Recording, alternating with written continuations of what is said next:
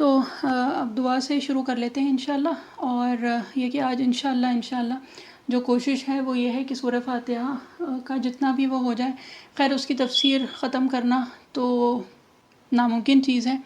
اللہ تعالیٰ بس یہ ہے کہ جتنا بھی ہو سکے اللہ تعالیٰ آج اس کو مکمل کرا دیں، تاکہ پھر یہ کہ اس کے بعد پھر جو نیکسٹ اور جو چیزیں ہیں وہ انشاءاللہ شروع ہوں گی، کیونکہ اس کی تو خیر کوئی حد اور انتہا نہیں ہے، اس کی کوئی لمٹ نہیں ہے، اور اس کا کوئی جس کو کہتے ہیں کہ مکمل تو یہ نہیں ہو سکتی ہے۔ بہرحال جتنی بھی اللہ تعالیٰ نے توفیق دی ہے اللہ تعالیٰ وہ عافیت کے ساتھ کروائیں انشاءاللہ۔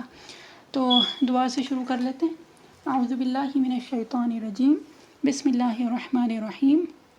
اللہم صلی علی محمد وعلی آل محمد کما صلیت علی ابراہیم وعلی آل ابراہیم انک حمید مجید۔ اللہم بارک علی محمد وعلی آل محمد کما بارکت علی ابراہیم وعلی آل ابراہیم انک حمید مجید۔ رب اشرح لی صدری ویسر لی امری واحلل عقدۃ من لسانی یفقہوا قولی۔ رب زدنی علما، رب یسر ولا تعسر وتمم بالخیر وبک نستعین یا فتاح رب زدنی علما۔ آمین۔ تو سورہ فاتحہ کی یہ کہ شروع کی 5 آیات الحمدللہ اللہ تعالیٰ نے کروا دی تھی انشاءاللہ۔ اعوذ باللہ من الشیطان الرجیم، بسم اللہ الرحمن الرحیم۔ الحمدللہ رب العالمین الرحمن الرحیم مالک یوم الدین ایاک نعبد و ایاک نستعین اہدنا الصراط المستقیم صراط الذین انعمت علیہم غیر المغضوب علیہم ولا الضالین آمین۔ تو آج جو ہم لوگوں کو کرنا ہے تو وہ شروع کریں گے صراط الذین انعمت علیہم غیر المغضوب علیہم ولا الضالین آمین۔ راہ ان لوگوں کی جن پر تو نے فضل فرمایا، جن پر نہ تیرا غصہ ہوا اور نہ وہ گمراہ ہوئے، ہے نا۔ تو یہ کہ یہاں سے شروع کر کے انشاءاللہ، اور اس کے بعد پھر اس کا ایک جس کو کہتے ہیں خلاصہ تفسیر پھر سے کر لی جائے گی انشاءاللہ۔ تو یہاں پہ جب ہم لوگوں نے اللہ تعالیٰ کی پہلے تو حمد و ثنا بیان کی، اس کے بعد پھر ہم نے اللہ تعالیٰ کے سامنے یہ اعتراف کیا کہ ہم اللہ تعالیٰ کی ہی عبادت کرتے ہیں اور اللہ تعالیٰ سے ہی مدد مانگتے ہیں۔ پھر جب مدد مانگی ہم نے تو ہم نے کیا مانگا کہ ہمیں سیدھا راستہ دکھائیے، ٹھیک ہے، اہدنا الصراط المستقیم۔ اب جب ہم نے یہ دعا مانگ لی تو پھر اب ہم یہ بتا رہے ہیں کہ ہمیں کون سا راستہ چاہیے، ہے نا۔ صراط الذین انعمت علیہم، کہ راستہ ان لوگوں کا جن پر اللہ تعالیٰ نے انعام فرمایا، اللہ تعالیٰ نے فضل فرمایا، غیر المغضوب علیہم ولا الضالین۔ اور اسی کے ساتھ ساتھ ہم یہ بھی اللہ تعالیٰ سے مانگ رہے ہیں کہ ہمیں ان کا راستہ نہیں چاہیے جن پہ کہ اللہ تعالیٰ کا غصہ ہوا، یا ان لوگوں کا جو کہ گمراہ ہو گئے، ہے نا۔ تو اب یہ کہ اس کی جلدی ہی ہم لوگ یہ شروع کر لیتے ہیں، کیونکہ اس کے بعد پھر جو خلاصہ تفسیر ہے وہ آج انشاءاللہ کرنے کی کوشش کریں گے، ہے نا۔ تو غیر المغضوب علیہم، پہلے تو صراط الذین انعمت علیہم، ہے نا۔ اور صراط الذین انعمت علیہم جو ہے کہ ہم نے اللہ تعالیٰ سے ان لوگوں کا راستہ مانگا ہے، ان لوگوں کا راستہ ہم چاہتے ہیں کہ جن پر اللہ تعالیٰ نے انعام فرمایا، ہے نا۔ اور یہ جو ہیں یہ کون لوگ ہیں، ان کی وضاحت اللہ تعالیٰ نے خود سورہ نساء میں فرمائی ہے۔ اور یہ کون لوگ ہیں؟ الذین انعم اللہ علیہم من النبیین والصدیقین والشہداء والصالحین، ہے نا۔ تو یہ سورہ نساء میں اللہ تعالیٰ نے وضاحت فرمائی ہے۔ سورہ نساء آیت نمبر 69 ہے، 69 ہے نا۔ اس میں اللہ تعالیٰ نے ہم لوگوں کو وضاحت فرمائی ہے کہ یہ کون لوگ ہیں۔ یہ وہ لوگ ہیں جن پہ اللہ تعالیٰ نے انعام فرمایا، یعنی منعم علیہم ہیں یہ لوگ جن پر انعام کیا گیا ہو، ٹھیک ہے۔ اب انبیاء تو ہم سب لوگ جانتے ہیں، انبیاء اکرام رضی اللہ عنہ، یعنی نبی کی جمع جو ہے وہ انبیاء آتی ہے۔ پھر صدیقین، یہ جو خاص جو لوگ ہوتے تھے جو نبی علیہم السلام، انبیاء علیہم السلام کے ساتھ ہوتے تھے۔ پھر شہداء، تو ہم سب لوگ جانتے ہیں شہید کی جمع ہے شہداء، اور صالحین یہ جو نیک صالح لوگ ہیں ہوتے ہیں، یعنی کہ جو عام لوگ ہوتے ہیں جو کہ نیک ہوتے ہیں، صالح ہوتے ہیں لوگ، تو یہ جو ہیں یہ 4 کیٹیگریز اللہ تعالیٰ نے بتا دی کہ یہ وہ لوگ ہیں جن پہ کہ انعام ہو چکا ہے. ٹھیک. اب غیر المغضوبی علیہم، اب یہ کون ہے کہ جن پر آپ کا یعنی اللہ تعالیٰ کا جن پر تیرا غضب نہیں ہوا. ٹھیک ہے. اب غضب جو ہے یعنی غصہ جو ہے وہ کن پہ ہوتا ہے؟ غصہ ان پر ہوتا ہے جو کہ ہدایت ملنے کے بعد بھی اس کو ترک کر دیتے ہیں، یعنی کہ انہیں علم ہوتا ہے، ان کو پتہ ہوتا ہے، وہ جانتے ہیں، لیکن اس کے باوجود یہ لوگ جو ہیں یہ اپنی ضد کی وجہ سے، کبھی اپنی تکبر کی وجہ سے، یا کسی اور وجہ سے، اپنی نفس کی شرارت کی وجہ سے یہ ہدایت کو پہچان تو لیتے ہیں، لیکن پھر بھی یا تو شرارت نفس ہو اس کی وجہ سے، یا تکبر ہے، حسد ہے، کسی بھی اس طرح کی وجہ سے وہ حق کو چھوڑ دیتے ہیں، اس کو رد کر دیتے ہیں یا اس کو ترک کر دیتے ہیں. اچھا، یہ جو الگ الگ ہم ورڈز استعمال کرتے ہیں نا، یہ صرف اس لیے کہ کسی کو کوئی ورڈ سمجھ میں آتا ہے، کسی کو کوئی اور آتا ہے، تو یہ چیزیں تھوڑی سی آپ لوگوں کے لیے آسان ہو جائیں، تو اس لیے ہماری بھی کوشش ہوتی ہے کہ آپ لوگوں کو تھوڑا سا الگ الگ الفاظ بتا دیں، کیونکہ کسی کو کوئی الفاظ سمجھ میں آتے ہیں اور کسی کو کچھ اور آتے ہیں. تو بہرحال ٹھیک ہے. اب غیر المغضوب علیہم جو اس کی سب سے بڑی مثال ہے، یہ تاریخ کے اعتبار سے بتا رہے ہیں، کیونکہ دیکھیں قرآن شریف میں اس کی کہیں وضاحت نہیں ہے کہ غیر المغضوب علیہم کون ہے اور ضالین کون ہے نا. لیکن جیسے کہ بات ہوئی کہ قرآن شریف جو ہے اس کی جو تفسیر ہم کو ملتی ہے وہ حدیث شریف سے ملتی ہے. ٹھیک. اور یہ کہ یہ بات نبی کریم صلی اللہ علیہ وسلم نے اس کی وضاحت فرمائی ہے کہ یہ کون لوگ ہیں. تو غیر المغضوب علیہم نبی کریم صلی اللہ علیہ وسلم نے فرمایا کہ یہ یہود ہیں، اور ضالین کون ہیں؟ وہ نصارہ. ٹھیک ہے. عموماً یہ کہا جاتا ہے. اچھا، اب یہ ہے کہ کبھی کبھی ہم لوگوں کے ذہن میں یہ چیز آتی ہے کہ جیسے ہم آج کل جس زمانے میں رہتے ہیں تو اس میں یہ کہ یہود اور نصارہ اگر ہیں یا جو بھی اس طرح کا، تو یہ کہ یہ غیر المغضوب علیہم ہے یا یہ ضالین ہے، تو بات اصل میں یہ نہیں ہے، یہ ان کی بات ہے. یعنی کہ یہ مثال جو ہے یہ ہم ان سے لے سکتے ہیں جو کہ قرآن شریف میں مثالیں دی ہوئی ہیں. ٹھیک ہے. یعنی کہ آج کل کے جو بھی اور لوگ ہیں تو ان کو ہم ان کیٹیگریز میں اپنی طرف سے شامل نہیں کر سکتے ہیں. یہ باتیں جو ہیں یہ جیسے پہلے شروع میں آپ لوگوں کو بتایا گیا تھا نا کہ قرآن شریف ہے یا ہمارے دین کی جو بھی چیزیں ہیں، یہ ہمیں پورا کا پورا جو علم ملتا ہے نا، یہ ملتا ہے قرآن اور حدیث کی روشنی میں. ٹھیک ہے. یعنی کہ ابھی بھی جو بیٹھ کے ہم بات کر رہے ہیں تو اس میں سے کوئی بھی ایسی چیز نہیں ہے جو ہم نہیں بتا رہے ہیں. there is nothing new in it. کیونکہ اگر ہم کوئی چیز نہیں بتائیں گے تو پھر ہم اپنے دین سے بے دین ہونے لگیں گے. ٹھیک ہے.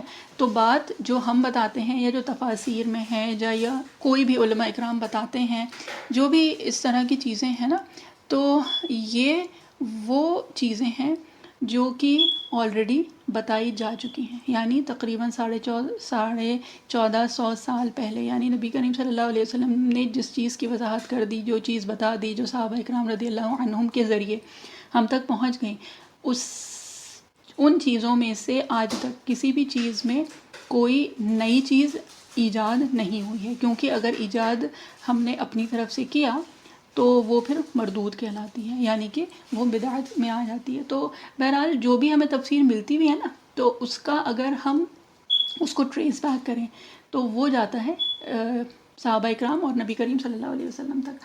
تو بہرحال اس کی وضاحت جو ہے یہ نبی کریم صلی اللہ علیہ وسلم نے ہم سے فرمائی ہے کہ تاریخ کے اعتبار سے یہ غیر المغضوب علیہم جو ہیں وہ یہودی ہیں.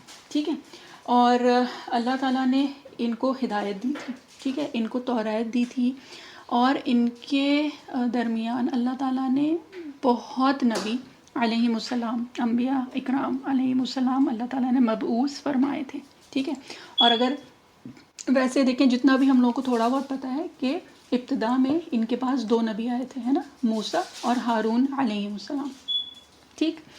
اختتام میں اگر دیکھیں تو عیسیٰ اور یحییٰ علیہ السلام، یہ دونوں ایک ہی زمانے میں تھے، ٹھیک ہے، اور موسیٰ علیہ السلام اور ہارون علیہ السلام بھی ایک ہی زمانے میں تھے، اور یہ موسیٰ علیہ السلام کے زمانے میں ان کی ابتدا ہوئی تھی، اور عیسیٰ علیہ السلام اور یحییٰ علیہ السلام میں ان کا، کیونکہ اس کے بعد پھر جو عیسیٰ علیہ السلام کے ماننے والے ہو گئے تو وہ پھر ہو گئے نصارہ، ٹھیک ہے۔ تو ابتدا سے اختتام تک 2 نبی جو بڑے نبی گزرے ہیں وہ، اور اس کے درمیان یعنی جتنا بھی ان کا جتنے 1000 سال بھی گزرے تھے نا ان کے، تو اس کے درمیان کوئی لمحہ ایسا نہیں آیا تھا کہ ان کے درمیان کوئی نبی نہ ہو، یعنی بنی اسرائیل کے درمیان کوئی نبی نہ ہو، ایسا کوئی لمحہ نہیں آیا تھا۔ اور یہ کہ ان نبیوں کے نام ہم کو نہیں پتہ ہیں، نہ قرآن شریف میں آئے ہیں، اور یہ کیوں نہیں پتہ ہے؟ کیونکہ قرآن شریف میں اللہ تعالیٰ نے بذات خود نہیں بتایا، اور نہ نبی کریم صلی اللہ علیہ وسلم نے اس کی وضاحت فرمائی کہ اور کتنے نبی تھے، سب کے نام ہم کو نہیں پتہ ہے، لیکن یہ کہ کم و بیش 25 نبیوں کے نام مور اور لیس ہم لوگوں کو بتائے گئے ہیں قرآن اور حدیث کی روشنی میں، ٹھیک ہے۔ تو یہ کہ تب سے لے کے آخر تک ان کے درمیان ان گنت انبیاء علیہ السلام آئے، ٹھیک ہے، لیکن اپنی شرارت کی وجہ سے، ہے نا، یہ ہدایت سے ان لوگوں نے منہ موڑا۔ یہ جانتے تھے، ان کو پتہ تھا، لیکن یہ کہ کبھی انبیاء علیہ السلام کو، جو بھی نبی ہوتے تھے، کبھی ان کو جھٹلاتے تھے، ان کو پریشان کرتے تھے، ان کو قتل تک کرتے تھے یہ لوگ، ہے نا، اور انہوں نے کیا۔ اور یہ کہ انہوں نے جب تورات آئی تھی تو اس سے بھی منہ موڑا، اور جب ہدایت نبوی صلی اللہ علیہ وسلم یعنی ہدایت قرآن جب آئی تو اس سے بھی انہوں نے منہ موڑا تھا، ہے نا۔ تو یہ تو ہو گئی غیر المغضوب علیہم کی بات، ولا الضالین، یہ جو ہیں یہ پھر نبی کریم صلی اللہ علیہ وسلم نے اس کی ہدایت فرمائی، اور اس کا کیا مطلب ہے؟ اس کا مطلب ہے گمراہ ہونے کا، ٹھیک ہے۔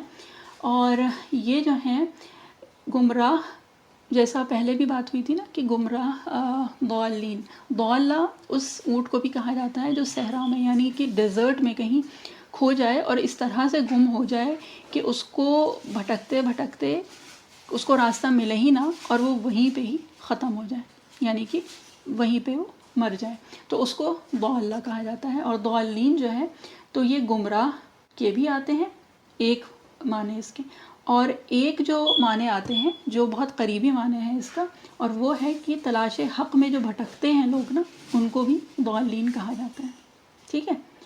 تو ایک تو وہ ہو گیا جو ابھی راستہ ڈھونڈ رہا ہے اور اس پہ حق ابھی واضح ہوا نہیں ہے، تو وہ بھی ضالین میں آئیں گے، ٹھیک۔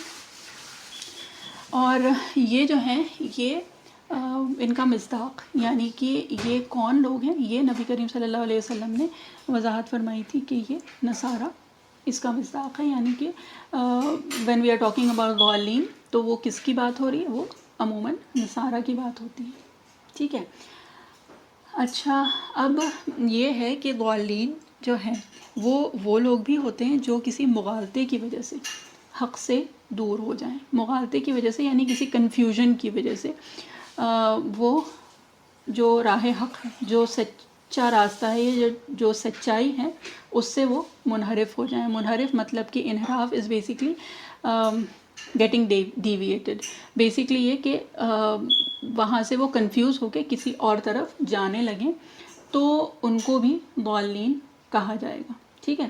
اب مغضوبی علیہم کون تھے؟ جو اپنی تکبر کی وجہ سے، اپنی شرارت نفس کی وجہ سے، یعنی جانتے بوجھتے ہوئے جو حق کو چھوڑ دیتے ہیں، ٹھیک ہے، وہ ہو گئے مغضوب علیہم۔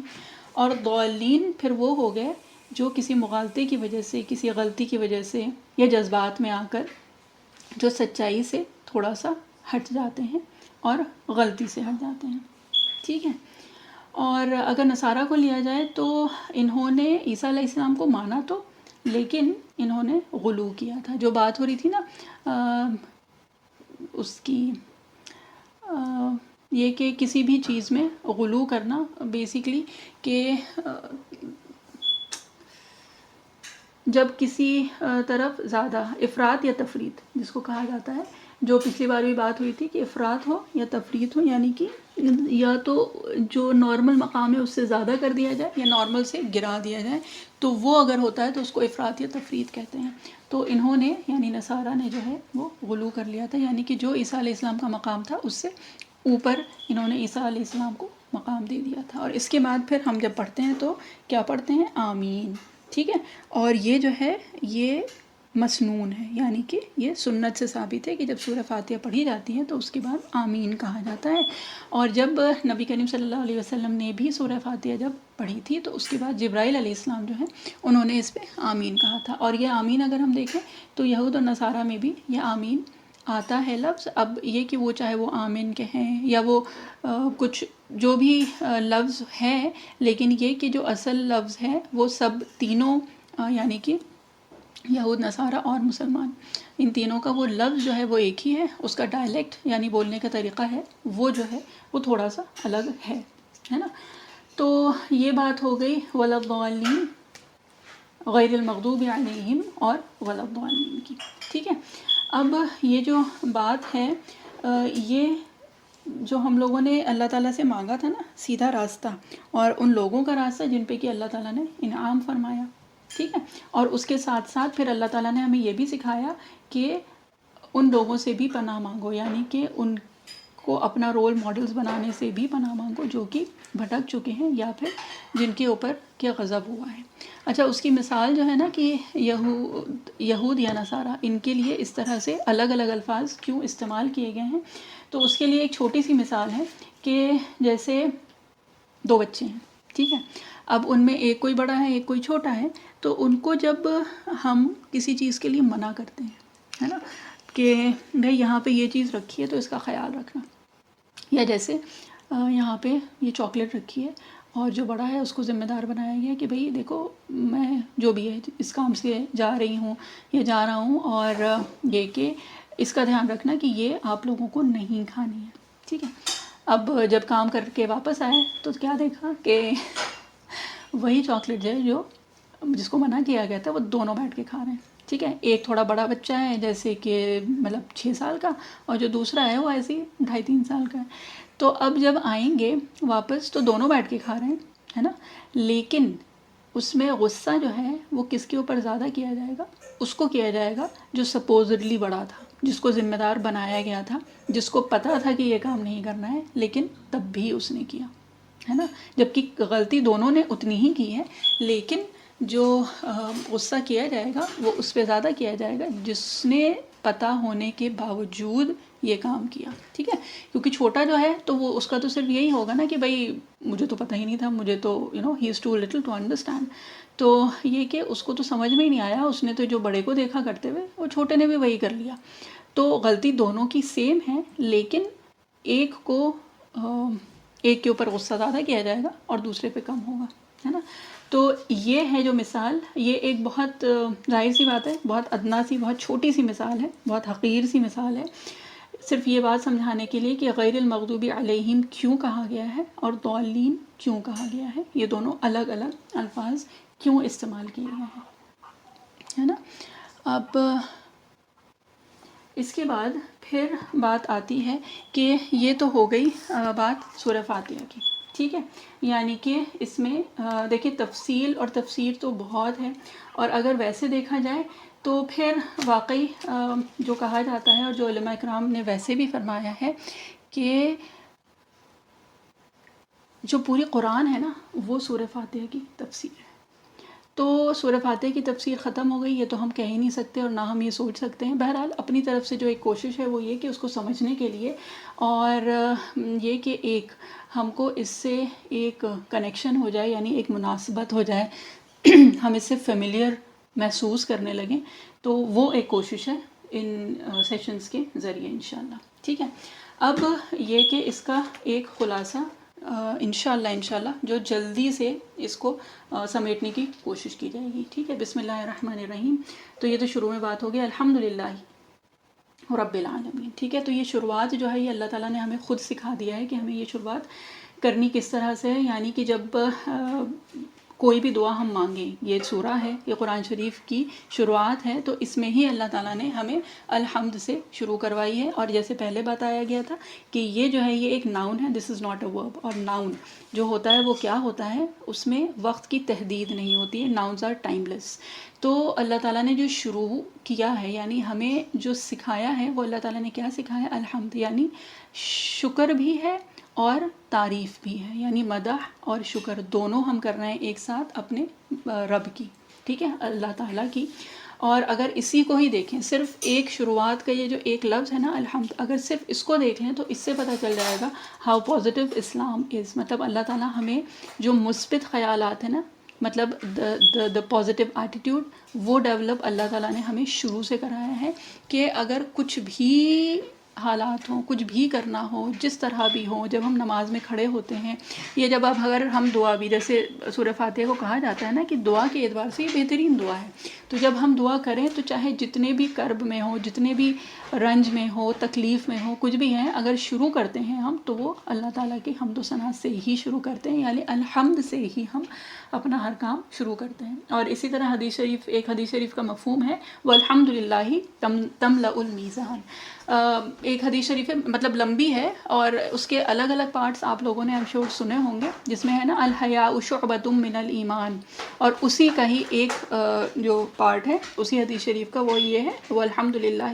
تملأ المیزان، کہ صرف جو الحمد للہ کہنا ہے نا وہ میزان کو بھر دیتا ہے، یعنی کہ جو قیامت کے دن جب فیصلہ ہوگا اور جب نیک اور بد جو بھی اعمال ہوں گے جب ان کو تولا جائے گا تو ایک جو الحمدللہ ہے وہ میزان کو بھر دے گا، یعنی نیکی کے اعتبار سے وہ اتنی بڑی چیز ہے صرف الحمدللہ کہنا، ٹھیک ہے۔ تو اللہ تعالیٰ نے جو ہم کو شروع کروایا ہے نا تو وہ الحمدللہ سے کروایا ہے، یعنی کہ جو بھی حالات ہو ہمیں شکر اللہ تعالیٰ کا ہی کرنا ہے، اور ایک یہ چیز کہ اس نیگیٹو سچویشن میں، اس نیگیٹیوٹی میں سے ہم کو پازیٹیوٹی ڈھونڈنا ہے، یعنی جتنے بھی وہ نیگیٹو چیزیں جو چل رہی ہیں ہمارے آس پاس، جو بھی خرابیاں ہیں جو ہم کو بظاہر لگ رہی ہیں، تو اس میں بھی اگر ہم دیکھیں تو اس میں بھی کچھ نہ کچھ مثبت چیز ضرور ہوتی ہے، ٹھیک ہے۔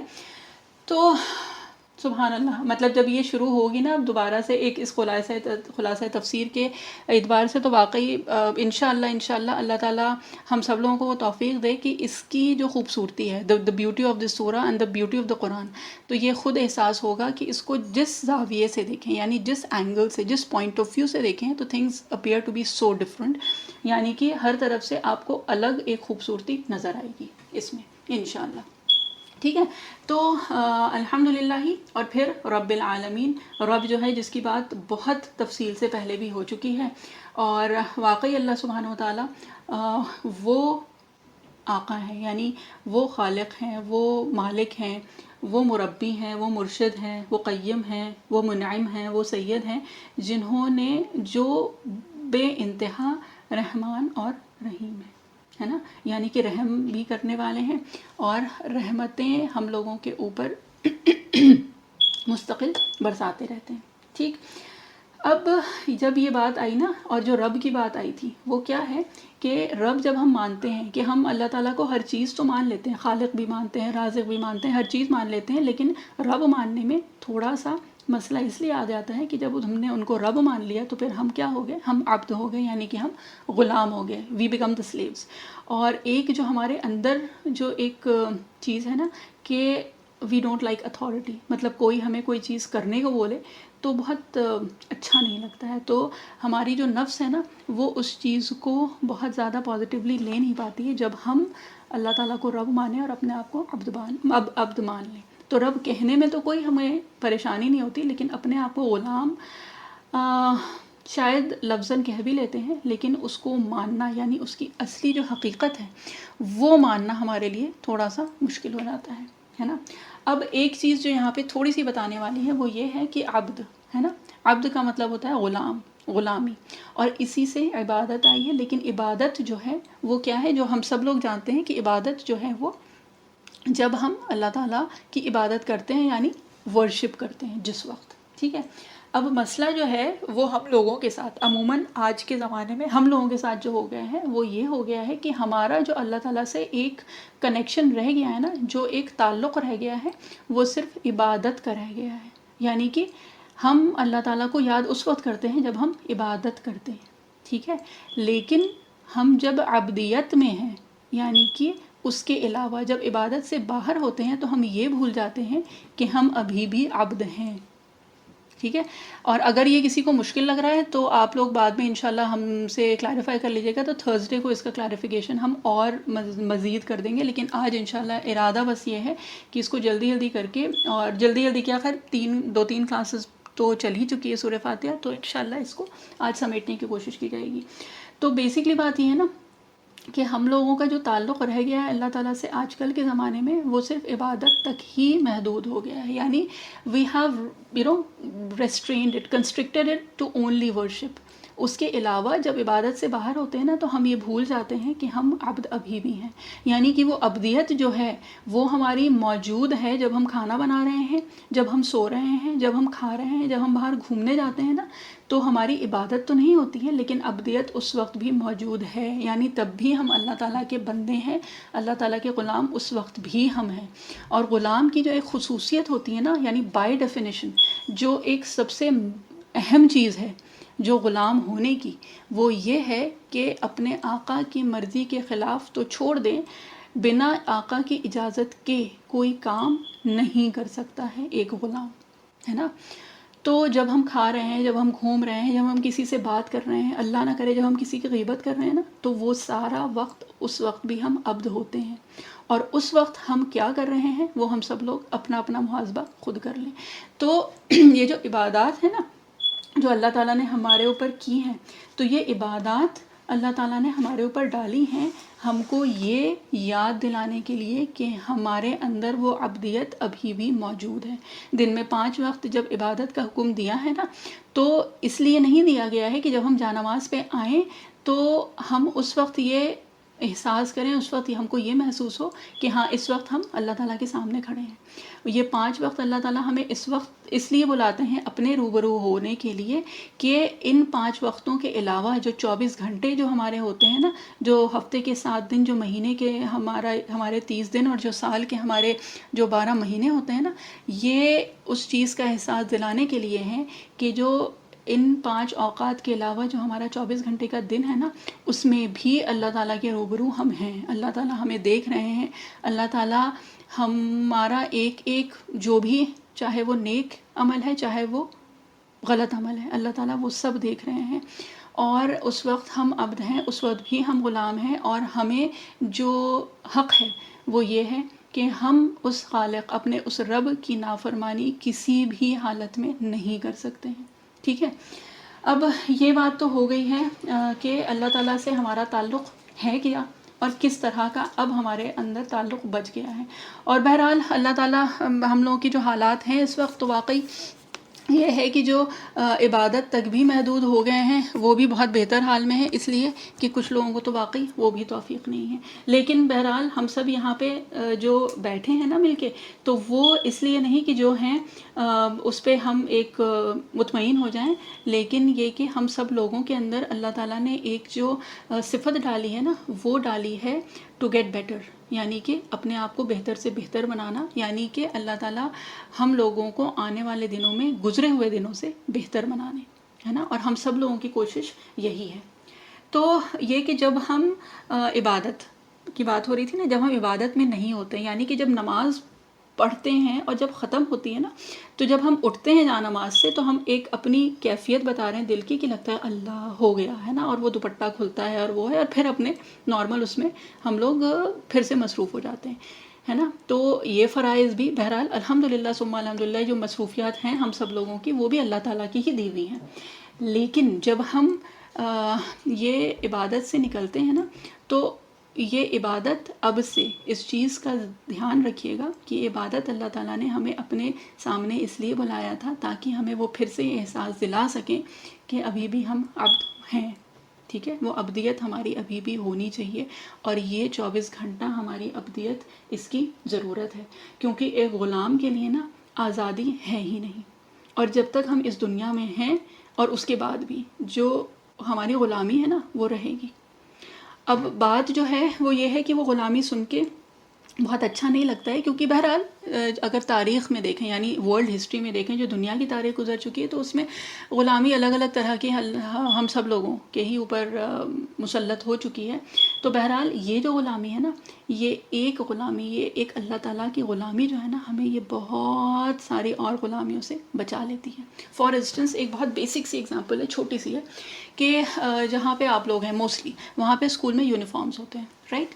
اب اگر یہاں کی بات کی جائے، یعنی ہم کینیڈا میں بیٹھے ہیں، تو یہاں پہ اسکول میں یونیفارم نہیں ہوتا ہے. تو اگر بظاہر بچوں سے بات کی جائے نا، تو یہ ہوتا ہے کہ ارے مطلب یہ کہ وہاں پہ کتنی آزادی ہے نا، کہ اچھا یونیفارم بھی نہیں ہے، اچھا اتنا ڈسپلن بھی نہیں ہے، اچھا اب ٹیچرز ایسے بھی نہیں کرتی ہیں، وہ بھی نہیں ہوتا ہے، ہوم ورک نہیں ہوتا ہے، تو کتنی آزادی ہے. ٹھیک ہے، تو بظاہر وہ ہے، لیکن اگر پہناوا یا اگر سوسائٹی کو دیکھا جائے تو وہاں پہ ٹھیک ہے بظاہر الگ طرح کی غلامی ہے، لیکن یہاں پہ ایسا نہیں ہے کہ آزادی ہے.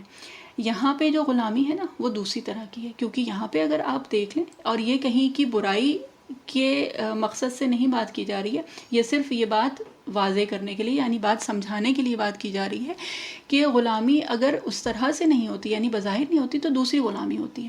یعنی کہ آپ جو فیشن ہے اس کے غلام ہوتے ہیں. ٹھیک ہے، آپ کے اسکول میں جو ایک ٹرینڈ چل رہا ہے، جو بھی فیشن ہے، جو ایک گروپ ہے جو بہت ڈومینیٹنگ گروپ ہے، آپ اس کی غلامی کرتے ہیں. ٹھیک ہے، آپ کا جو پیئر پریشر ہوتا ہے، جو آپ کا فرینڈ سرکل ہوتا ہے، جو آپ کی صحبت ہوتی ہے، آپ اس کی غلامی کرتے ہیں. یعنی کہ وہ جو پہنتے ہیں، وہ جو بات کرتے ہیں، وہ جس طرح کی چیزیں کھاتے ہیں، وہ جو چیزیں دیکھتے ہیں، یعنی واٹ ایور دے واچ، وہ جن چیزوں سے انسپائر ہوتے ہیں، وہ جو اپنے رول ماڈلز رکھتے ہیں، وہی آپ کے اوپر وہ مسلط نہ بھی کریں، لیکن وہ اپنے آپ مسلط ہونے لگتی ہیں. ٹھیک ہے، تو غلامی جو ہے وہ تو ہوتی ہے. اگر ہم اللہ تعالیٰ کی غلامی نہیں تسلیم کرتے اور اس میں نہیں آتے ہیں عافیت کے ساتھ اور آسانی کے ساتھ، تو پھر کیا ہوتا ہے، ہم اور بہت ساری چیزوں کی غلامی میں اپنے آپ آ جاتے ہیں. اور اگر کسی بھی چیز کی غلامی میں نہ آئے تو دیکھیں، نفس تو اپنے ساتھ ہی ہے نا، وہ تو کہیں نہیں گیا ہے. تو نفسی کی غلامی تو ہوتی ہی ہے. اور نفس کے لیے تو ویسے بھی کہا جاتا ہے کہ یہ ایک واحد ایسی چیز ہے کہ جتنا اس کو کھلاؤ پلاؤ، جتنا اس کی بات مانو، جتنا اس کے کہنے پہ چلو، یہ اتنا ہی آپ کے اوپر مسلط ہوتا جاتا ہے. ٹھیک ہے، اور جتنا یہ آپ کے اوپر مسلط ہوتا جاتا ہے، اتنی ہی زیادہ آپ کو یہ پریشانی میں اور مصیبتوں میں ڈالتا ہے. یعنی جتنی آپ اس کی خدمت کرتے ہیں نا، جتنا اس کو کھلاتے پلاتے ہیں، جتنا اس کی خدمت کرتے ہیں، یہ اتنا ہی آپ کو جہنم کے قریب کرتا ہے. اور یہ جو ہے، یہ آپ کا اپنا نفس ہے، یہ ہمارا اپنا نفس ہے جو ہمارے ساتھ اتنا بڑا دھوکہ کرتا ہے، جس کے لیے اللہ تعالیٰ نے خود قرآن شریف میں بہت جگہ تاکید دی ہے ہم کو، کہ اللہ تعالیٰ خود کہتے ہیں کہ اپنے نفس کے شر سے، اللہ تعالیٰ شیطان کے شر سے ہمیں ڈراتے رہتے ہیں وقتاً فوقتاً قرآن میں. تو بہرحال بات ہو گئی تھی عبدیت اور عبادت کی. تو اللہ تعالیٰ بہرحال اس سورہ فاتحہ کی تفسیر کے ساتھ ہی اللہ تعالیٰ اگر ہمیں اور کچھ نہیں صرف اس کا ہی فرق جو ہے نا، اور اس میں جو مناسبت ہے اس کی، اگر ہمیں اللہ تعالیٰ صرف اس کا احساس دے دیں، اور ہم سب لوگ اپنا اپنا حساب خود ہی لینے والے ہیں. اچھا، جب یہ سب باتیں ہوتی ہیں نا، تو ذہن میں جنرلی آتا ہے فوراً کہ ہاں دیکھو وہ جو ہے نا فلاں جو بھی ہے، تو یہ کہ اس کی دیکھو، اس کی عبادت تو ایسی ہے، یا اس کی جو بھی ہے وہ تو کر بھی نہیں پاتی ہے بیچاری، اور ایسے ویسے جو کچھ بھی آتا ہے ذہن میں. تو بات جو ہے نا وہ یہ ہے کہ جب قرآن شریف ہم کھولتے ہیں، یا جو بھی جب اللہ تعالیٰ مخاطب ہوتے ہیں نا، تو اللہ تعالیٰ یہ یاد رکھیے گا کہ اللہ تعالیٰ ہم سے خود مخاطب ہوتے ہیں. یعنی اللہ تعالیٰ از ٹاکنگ ٹو می. یہ ہم سے کوئی بھی حساب نہیں لے گا کہ فلاں نے کیا کیا، یا فلاں کی عبادت اچھی تھی، یا اس نے یہ صحیح کام کیا، یا اس نے وہ غلط کام کیا. ہم سب لوگوں کو اپنا اپنا حساب دینا ہے. اور اس کے لیے جو بہترین ایک طریقہ ہے نا، وہ یہ ہے کہ ہم خود اپنے آپ سے اپنا حساب خود ہی لینا شروع کر دیں. اپنے دلوں کا حال یا تو ہم جانتے ہیں یا ہمارا رب جانتا ہے، اور اللہ تعالیٰ الحمدللہ ثم الحمدللہ ہم سے کسی اور کا نہ حساب لیں گے، نہ ہم سے کسی اور کے بارے میں پوچھیں گے. اگر ہم سے پوچھ ہوگی نا، تو وہ اپنے اعمال کے بارے میں ہوگی، اپنے خیالات، اپنے جذبات، اپنی غیبتوں کی، اپنی باتوں کی، اپنی بدتمیزیوں کی، اپنی بدعمالیوں کی حساب کتاب اللہ تعالیٰ لیں گے، اور کسی کے بارے میں اللہ تعالیٰ ہم سے نہیں پوچھیں گے. ہے نا. تو بہرحال اللہ تعالیٰ واقعی ایک تو ہماری عبادتوں میں اللہ تعالیٰ وہ حاضری اور حضوری دے دیں، اور اس کے ساتھ ساتھ اللہ تعالیٰ عبادت کے علاوہ جو ہمارا 24 گھنٹے کا جو دن ہے نا، اللہ تعالیٰ ہم کو ابدیت بھی عطا فرمائے انشاءاللہ انشاءاللہ. ٹھیک ہے. تو یہ کہ جب نماز میں کھڑے ہوتے ہیں نا، اگر ویسے دیکھیں تو غلامی کی جو بہترین مثال ہے وہ واقعی نماز کے اندر دکھائی دیتی ہے. کہ اگر کوئی ہم سے کوئی بات بھی کر رہا ہے، اگر جیسے جو چھوٹے بچوں والی مائیں ہوتی ہیں ان کو عموماً دیکھا ہوگا کہ کہیں بھی ہوتی ہیں سوتے سوتے، مطلب گہری نیند بھی سو رہی ہوتی ہے نا، اگر بچے کی اتنی سی بھی آواز آتی ہے تو چونک کے اٹھتی ہیں، اس کو اٹھاتی ہیں، جو بھی ہے اس کا سب خیال رکھتی ہیں اور دیکھتی ہیں اس کو کیا ضرورت ہے، سب کچھ کرتی ہیں. ٹھیک ہے. لیکن وہی ماں جب نماز میں کھڑی ہوتی ہے نا تو بچے کے رونے پہ وہ فوراً نہیں پلٹتی ہے. ٹھیک ہے. اگر کچھ ایسی چیز ہوئی کوئی جس کی کہ فوراً ضرورت پڑ گئی یا وہ ہے، تو ہم فوراً بولنا نہیں شروع کر دیتے. یا پھر اگر بہت بھوک بھی لگی ہے تو ہم نماز میں کھانا نہیں شروع کرتے یا پانی پینا نہیں شروع کر دیتے ہیں، ہے نا. تو بہرحال یہ کہ اگر غلامی کی بہترین مثال دیکھنی ہے نا تو ہم اپنی نمازوں کو دیکھ لیں. ٹھیک ہے. یعنی نماز میں جس طرح سے ہم اللہ تعالیٰ کی حکم برداری کرتے ہیں، فرما برداری کرتے ہیں نا، تو یہ ہے وہ اصل غلامی. اور نماز میں لا کے اللہ تعالیٰ ہم کو یہ بتاتے ہیں کہ ہماری جو 24 گھنٹے کی جو زندگی ہے نا، اس کی کیفیت بھی اس نماز کی طرح ہونی چاہیے. یعنی کہ نماز میں تو جو حلال چیزیں ہیں وہ بھی اللہ تعالیٰ حرام کر دیتے ہیں نا، اور ہم واقعی اس وقت وہ سب کچھ کرتے ہیں. تو جب نماز کے علاوہ ہیں تو کم سے کم جو حرام شدہ چیزیں ہیں ان سے تو ہم بچ ہی سکتے ہیں. ٹھیک. اچھا، اب اس کے بعد جب بات ہوئی ہے نا تو بات پھر آ گئی الحمدللہ رب العالمین، رب کی بات ہو گئی اور عبد کی بات ہو گئی، اور عالمین کی بھی پہلے دیکھیں بہت ساری بات ہو گئی تھی. بہرحال عالمین جو ہے وہ عالم کی جمع ہے، اور یہ ساری چیزیں تو ہم لوگوں کی ہو گئی تھی. اور بہرحال فاتحہ جو ہے، اچھا رب العالمین آیا ہے نا. ایک چھوٹی سی بات ہے، رب العالمین جبکہ قرآن شریف میں اگر ہم نے دیکھا تو بہت ساری جگہ پہ اللہ تعالیٰ نے خود کیا فرمایا، رب السماوات والارض وما بینہما، ہے نا. یعنی آسمان اور زمین اور ان کے درمیان جو کچھ بھی ہے. تو اگر ویسے دیکھیں تو آسمان اور زمین کے درمیان تو ساری چیزیں آ گئیں، وما بینہما اور ان کے درمیان، یعنی آسمان زمین میں اس کے اوپر اس کے نیچے اگر لیا جائے تو ہر چیز اس میں آ گئی. تو یہاں پہ اللہ تعالیٰ نے رب السماوات والارض وما بینہما یا اس طرح کی بات کے علاوہ اللہ تعالیٰ نے رب العالمین کیوں کہا ہے، تو اس کا جو تفاسیر میں ایک جو وضاحت آئی ہے، یعنی کہ جو کلیریفیکیشن، جو ایک بات سمجھائی گئی ہے، وہ یہ ہے کہ یہ جو ہے جیسے کہ پہلے بھی بات ہوئی تھی نا کہ عالم پہلے عربی زبان میں جو کہا جاتا تھا وہ فار ڈفرینٹ اسپیشیز کہا جاتا تھا. ٹھیک ہے. تو یعنی کہ جو سورہ فاتحہ ہے نا یہ ہمارے لیے، یعنی یہ ہم انسانوں کے لیے جو ذوی العقول ہے نا ان کے لیے ہے. یعنی کہ جو عقل والے، جو انٹلیکٹ والے جو لوگ ہیں جن سے حساب کتاب لیا جائے گا نا، سورہ فاتحہ ہمارے لیے ہے. ٹھیک ہے. یہ جو پہاڑ ہیں سورہ فاتحہ ان کے لیے نہیں ہے. ٹھیک ہے. یعنی جو پہاڑ ہیں ان کی جو اپنی تسبیحات ہیں، جو پرندے ہیں، جو جانور ہیں ان کی اپنی تسبیحات ہیں. جو ہم لوگوں نے پہلے بات کی تھی، اللہ تعالیٰ نے ایک بنیادی ہدایت ہے جو ان کو کرنا ہے، جو ان کو چاہیے، وہ سب اللہ تعالیٰ نے سب کے اندر ڈالی ہے. لیکن اس کے بعد جو ایک خصوصی ہدایت ہے نا اس کی ضرورت ہمیں ہے، یعنی جو ذوی العقول ہے نا، یعنی ہم سب لوگ جو ہیں، یہ ہم لوگوں کے لیے ہے. اور سورہ فاتحہ اللہ تعالیٰ نے ہم کو دی ہے. ٹھیک. اور سورہ فاتحہ کے لیے جو آیا ہے نا کہ یہ وہ سورہ ہے کہ اس کی مثل جو ہے وہ تورات میں یا اور اس سے پہلے کوئی بھی آسمانی جو کتب ہیں اس میں نہیں آئی تھی. اچھا، کال ڈراپ ہو جائے گی تو آپ اسی لنک سے دوبارہ سے آپ لوگ جوائن کر لیجیے گا انشاءاللہ. ٹھیک ہے. اور اس کے بعد جو بات شروع ہو گیا وہ الحمدللہ رب العالمین کے بعد الرحمن الرحیم کی بات شروع ہوگی. اور یہ کہ یہ بس اب انشاءاللہ شاید کال ڈراپ ہو جائے گی، تو بہرحال اسی لنک سے آپ لوگ دوبارہ پھر جوائن کریے گا. اور یہ کہ جب تک میکسیمم لوگ نہیں جوائن کر لیتے ہیں تو انشاءاللہ ہم انتظار کریں گے آپ لوگوں کا. اور بات جو ہے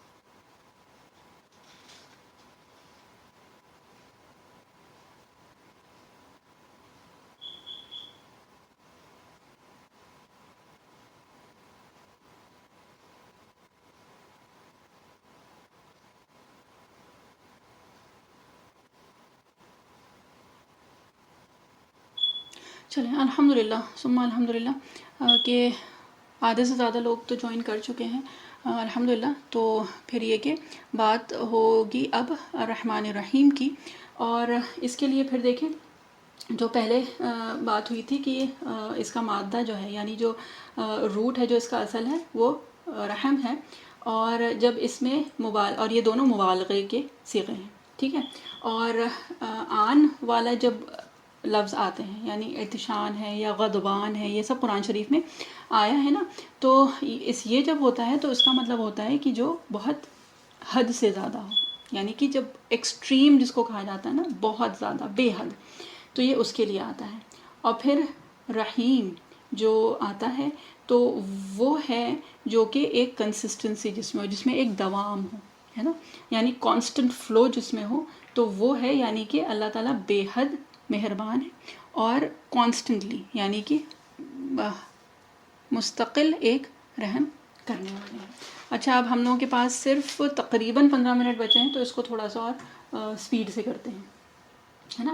اچھا، اب کیا آیا الحمدللہ رب العالمین. اب جب رب کی بات آئی تھی تو یہ کیا تھا کہ یہ واقعی ایک یہ وہ رب ہے کہ کیونکہ جنرلی جو عموماً ہوتا ہے جب آقا اور غلام کی بات آتی ہے تو پھر یہ لگتا ہے کہ غلام کی جو زندگی ہے وہ بہترین ہو جاتی ہے جب وہ آقا سے دور ہو، لیکن ہمارا جو آقا ہے یعنی ہمارا رب جو ہے وہ واقعی وہ رب ہے جو کہ جس سے دور رہ کے نہیں بلکہ جس کے قریب ہو کے ہمارا فائدہ ہے نا.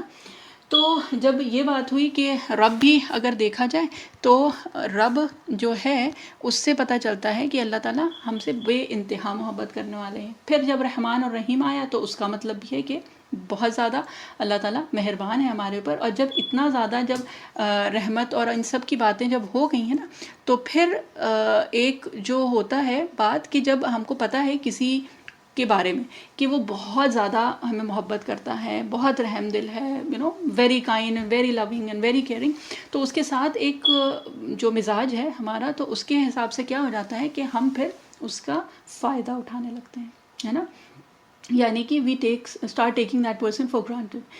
تو اس کے لیے پھر، اور یہ عموماً ہم لوگ دیکھتے بھی ہیں کہ اگر ماں بہت وہ نہ ہو تو بچے بہرحال فائدہ اٹھاتے ہیں، یا کسی بھی ریلیشن شپ میں اگر آپ دیکھیں کہ ایک آدمی کا پتہ ہے کہ بھئی یہ غصہ نہیں ہوتا ہے وہ ہے، تو عموماً جو ہے وہ لوگ اس کا فائدہ اٹھاتے ہیں. تو بہرحال اللہ تعالیٰ ہمارے رب ہیں، تو ہم سے بہتر جو ہے وہ اللہ سبحانہ و تعالیٰ ہی جانتے ہیں. تو جب اللہ تعالیٰ نے یہ بتا دیا نا کہ رب العالمین بھی ہیں، الرحمن الرحیم بھی ہیں، تو اس کے بعد فوراً جو اللہ تعالیٰ لائے وہ کیا لائے؟ مالک یوم الدین. ٹھیک ہے، اب یہ بات جو ہوئی تھی نا، یہ روز جزا کا مالک ہے. ٹھیک ہے، یعنی کہ یہ کیا ہے؟ دین.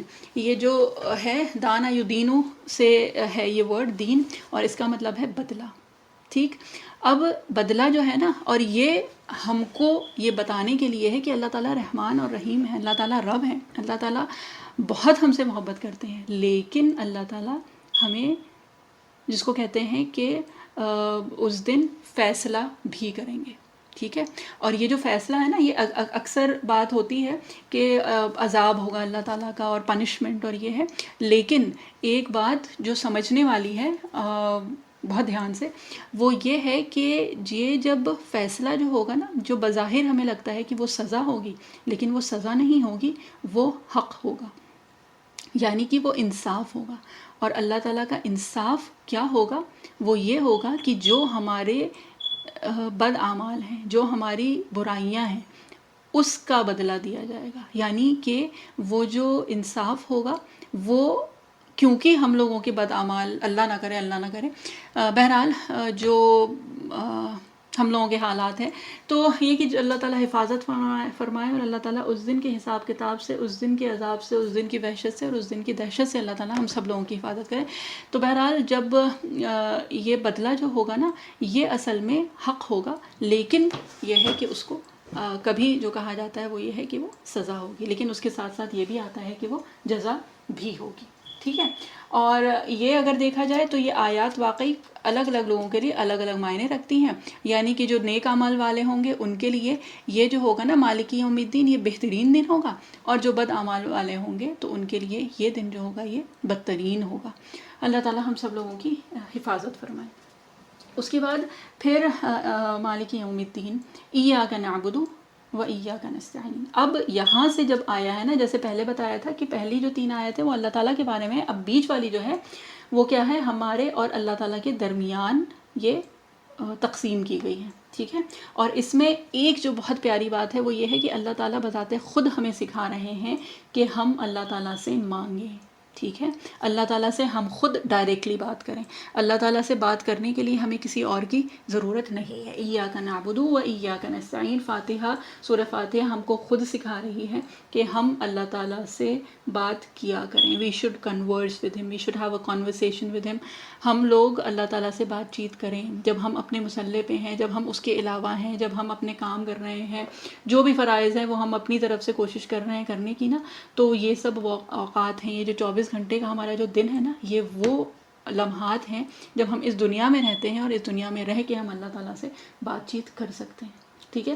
اور یہ جو ہے this is very specific to all of us کہ اللہ تعالیٰ انڈیویجولی، انفرادی طور پہ ہم سب لوگوں کو یہ سکھا رہے ہیں کہ تم میں سے ایک ایک مجھ سے فردن فردن مانگو.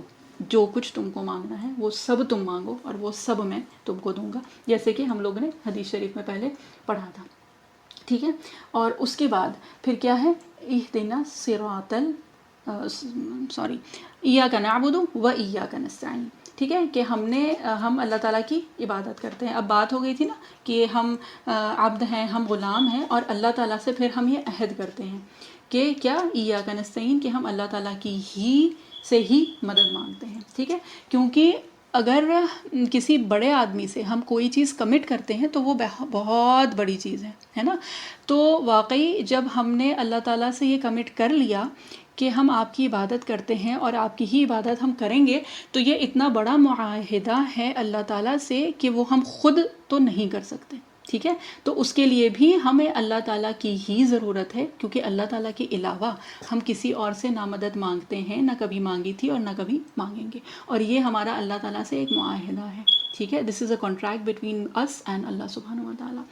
تو یہ جب ہم نے معاہدہ کر لیا تو پھر اب کیا کرنا ہے، اور یہ ہم ان سب لوگوں کے لیے، بلکہ ہم سب لوگوں کے لیے یہ ہے کہ جب ہم کبھی سوچتے ہیں نا کہ ہاں اتنی زندگی تو گزر گئی ہے، اب میں کیا کروں، اب میں یہ کام نہیں کر پاؤں گی، اس لیے کیونکہ مطلب یہ کہ بہت مشکل ہے یا کچھ بھی اس طرح کی چیز، تو یہ ہم سب لوگوں کے لیے یہ جواب ہے کہ اگر مشکل ہے نا تو اللہ تعالیٰ کو خود بتائیں کہ ہمارے لیے بہت مشکل ہے. اسی لیے اللہ تعالیٰ کہتے ہیں کہ جب تم مانگو نا مجھ سے، جب میری طرف آؤ تو میری مدد مانگو. اور یہ اللہ تعالیٰ نے ہم کو سکھایا ہے، یہ اللہ تعالیٰ کا خود اپنا کلام ہے جو اللہ تعالیٰ ہماری زبان پہ ڈالتے ہیں نا. تو اس چیز کا بھروسہ رکھیے کہ مدد آئے گی.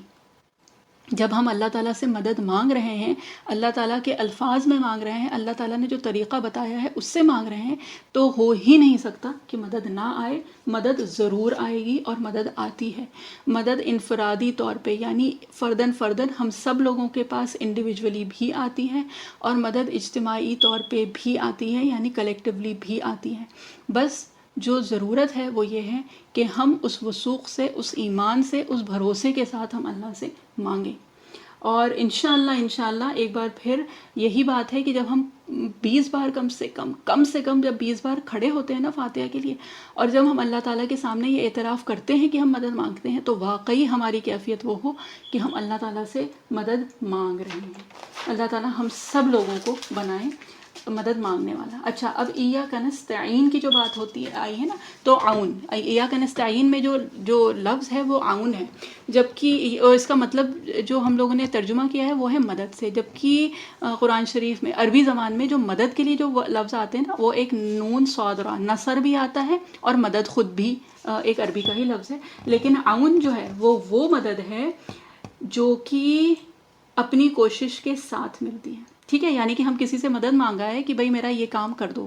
کھانا پکانے میں ہم لوگ، کیونکہ یہاں پہ موسٹلی یہی لوگ ہیں، تو جب کھانا پکانے کے لیے جب ہم مدد مانگتے ہیں نا، تو وہ کیا ہوتا ہے کہ ایک تو وہ مدد ہوتی ہے کہ بھائی یہ کر دے، اور ہم جو ہیں وہ اپنا بستر پہ آرام سے لیٹے ہیں، جو بھی کر رہے ہیں، اور دوسرا جو ہماری مدد کر رہا ہے وہ کھپ رہا ہے چولہے پہ. ٹھیک ہے. ایک تو یہ مدد ہوتی ہے، اور دوسری مدد کیا ہوتی ہے کہ ہم خود لگے ہوئے ہیں اس کام میں اور ہم دوسرے سے مدد طلب کر رہے ہیں. تو اب یہ ہم سب لوگ خود ہی سمجھتے ہیں کہ کون سی جو مدد ہے وہ زیادہ بہترین ہے، کہ ہم خود اپنا بھی ایفرٹ کر رہے ہیں اور اس کے ساتھ ساتھ دوسرے سے بھی مانگ رہے ہیں. تو عون جو ہے نا، یہ وہ مدد ہوتی ہوتی ہے جو اپنے ایفرٹ کے ساتھ آتی ہے، یعنی ہم خود اپنی حد الامکان کوشش کرتے ہیں اور اس کے ساتھ ساتھ اللہ تعالیٰ سے مدد مانگتے ہیں. یعنی کہ ہم لوگوں میں اکثر دیکھا جاتا ہے نا کہ ہاتھ پہ ہاتھ رکھ کے بیٹھے ہوئے ہیں کہ بھائی اللہ تعالیٰ کی مدد آئے گی تو پھر ہو جائے گا، اس میں کوئی مسئلہ ہی نہیں ہے. ٹھیک ہے. اور پھر کچھ دوسرے طرح کے لوگ ہوتے ہیں جو یہ کہتے ہیں کہ جو کچھ بھی کر رہا ہوں یا کر رہی ہوں وہ میری وجہ سے ہے، میں نے وہ سب کچھ خود اچیو کیا ہے اپنے بلبوتے پہ، ہے نا. یعنی کہ اللہ تعالیٰ کی اس میں مدد شامل حال نہیں تھی. تو اللہ تعالیٰ جو ہمیں سکھا رہے ہیں نا وہ صرف اس سے نستعین سے وہ یہ کہ یہ جو بیچ کا راستہ ہے نا کہ اپنی پوری کوشش کرنی ہے اور اس کے ساتھ ساتھ اللہ تعالیٰ پہ بھروسہ رکھنا ہے. جب ہم اپنی پوری کوشش کریں گے تو اللہ تعالیٰ کی پوری مدد بھی آئے گی، ہے نا. یہ جو بیچ کا راستہ ہے نا یہ میانہ روی ہے، یہ ہمارا دین ہم کو سکھاتا ہے، اور یہ اور کہیں جانے کی ضرورت نہیں ہے. پورا قرآن شریف ڈھونڈنے کی کھوجنے کی ضرورت نہیں ہے. صرف سورہ فاتحہ اگر ہم دیکھ لیں تو اللہ تعالیٰ نے ہمیں اسی میں ہی بتا دیا ہے. ٹھیک ہے. کہ جب ہم انسان ہو کے جب اپنی کوشش کرتے ہیں نا تو اللہ تعالیٰ کی طرف سے مدد آتی ہے. آسمانی جو نصرت ہوتی ہے نا وہ ضرور اترے گی اور اترتی ہے. ٹھیک ہے. اب یہ ہے کہ ایاک نستعین، تو اس میں ہم نے یہ نہیں بتایا کہ ہمیں کون سی مدد چاہیے. وہ جو ایک عمومی چیز ہوتی ہے نا تو اس میں پھر بہت وسعت ہوتی ہے، یعنی کہ ہمیں ہر طرح کی مدد چاہیے. ہمیں اپنا جو ایک سانس آنا جانا ہے، جو دل کی دھڑکن ہے نا اس کی مدد بھی چاہیے. ہمیں جو لمحہ جو ایک ہوتا ہے نا جو ڈیلی کی جو ہدایت ہوتی ہے کہ یہ کروں کہ وہ کروں، یہ پکاؤں یا وہ نہ پکاؤں، وہ آ رہا ہے اس کو بلاؤں کہ نہ بلاؤں، اس بچے نے یہ کہا ہے اس کو اس طرح سے کرانا ہے کہ اس طرح سے کرانا ہے، یا فلاں سے مجھے یہ بات کرنی ہے، کرنی چاہیے کہ نہیں کرنی. یہ جتنی بھی چیزیں ہیں اس کے بعد پھر یہ کہ تلاوت کرنا ہے اور اپنی عبادت کرنی ہے، روزہ ہے تو پھر اس میں قضا ہے. مطلب ہم لوگوں کی تو ہر لمحے کی اتنی ہدایت ہوتی ہے نا. تو جب ہم ایک عمومی طور پہ کہ ہم نے مدد کیجیے، مدد فرمائیے، تو یہ عموم جو ہے وہ ہم کو یہ بتا رہا ہے کہ ہمیں اللہ تعالیٰ کی مدد کی ہر لمحہ ضرورت ہے، ہر وقت ضرورت ہے، اور اس کے بنا ہمارا کام نہیں چل سکتا ہے. ٹھیک ہے. تو یہ ہو گیا ایاک نستعین. اور یہ جو ہے یہ ایک عہد ہے اللہ تعالیٰ کے ساتھ کہ ہم اللہ تعالیٰ کی ہم ابھی بھی عبادت کرتے ہیں اور اللہ تعالیٰ سے ہی مدد مانگتے ہیں، اور آئندہ بھی ہم اللہ تعالیٰ کی ہی عبادت کریں گے اور اللہ تعالیٰ سے ہی مدد مانگیں گے انشاءاللہ. اہدنا الصراط المستقیم. اب یہ کہ ٹائم دیکھیں پھر ختم ہو رہا ہے. اب انشاءاللہ اگلے ہفتے، بہرحال یہ کہ سورہ فاتحہ کی تفسیر وہ نہیں ہوگی، اسی کو ہی ہم اس کی جو بہت ان ڈیپتھ جو ڈیٹیل جیسے آج ابھی وہ ہوئی تھی وہ اس کو ہم کنٹینیو کریں گے پرسوں کی کلاس میں انشاءاللہ. اور اس کے ساتھ ساتھ آپ لوگوں کے جو بھی ڈاؤٹس ہیں، جو بھی سوالات ہیں، جو بھی رائے مشورہ ہے وہ سب کریں گے انشاءاللہ پرسوں کی، یعنی تھرسڈے کے سیشن میں. یہی ٹائم ہوگا جو ہمارے حساب سے 12:30 سے 1:30 ہے، اور آپ لوگوں کے حساب سے رات کے 10 سے 11 ہے نا. تو یہ کہ اس کو کنٹینیو کریں گے اہدنا الصراط المستقیم پہ. صراط کی بات پہلے بھی ہوئی تھی کہ یہ راستہ ہے، تو جب یہ سیدھا راستہ صراط ہو گیا تو پھر اللہ تعالیٰ نے مستقیم کیوں کہا ہے نا. یعنی کہ صراط تو ہم لوگوں نے کتنی ڈیٹیل پڑھی تھی نا اس کے بارے میں کہ یہ تو سیدھا راستہ ہے، تو پھر جب صراط آ چکا ہے تو پھر المستقیم لانے کی وجہ کیا ہے. تو یہ بات جو ہے اب ہمارا ارادہ تو تھا، لیکن بہرحال اللہ تعالیٰ جتنا ہم لوگوں سے کروا دے، اور جتنا بھی اللہ تعالیٰ نے سنوایا ہے یا کہلوایا ہے آج، اللہ تعالیٰ اس پہ عمل کرنے کی اور اس کیفیت کو اپنے اندر لانے کی اللہ تعالیٰ ہم لوگوں کو بہترین توفیق عطا فرمائے انشاءاللہ. اور ختم کرنے سے پہلے دعا پڑھ لیتے ہیں. سبحان اللہ و بحمدہ، سبحانک اللہم و بحمدک، نشہد ان لا الہ الا انت، نستغفرک و نتوب الیک. سبحان ربک رب العزت عما یصفون وسلام علی المرسلین والحمد للہ رب العالمین برحمتک یا ارحم الراحمین. جزاک اللہ خیرا کثیرا. السلام علیکم ورحمۃ اللہ وبرکاتہ.